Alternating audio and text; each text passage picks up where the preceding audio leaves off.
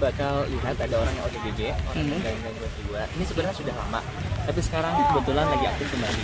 Jadi ini kebetulan lagi juga ada perawat jiwanya juga, dan kebetulan tadi yang antar ambulan ternyata dia adalah perawat jiwa. Jadi kita udah siap semua, ambulans sudah siap, seluruh peralatan untuk ikutnya pun sudah siap. Ini bersama-sama Pak Natias. Jadi pagi-pagi tadi meresahkan, dari pagi itu jalan yang muncul menimbulkan kericuhan di warga, telanjang-telanjang, bulat, ketemu ibu-ibu dan lain-lain. Dan bahkan sempat membawa beberapa. Nah, jadi ini khawatir, ya kan, kondisinya khawatir saat setelah gempa ini dia akan mulai muncul dan mulai meresahkan. Nah, ini akan dibawa kemana, Dok? Ya, kita akan mulai nanti ke RSUD Sayang. Nanti setelah di RSUD Sayang ini tergantung keputusannya apakah nanti harus ke RSJ Jiwa atau enggak. Oke.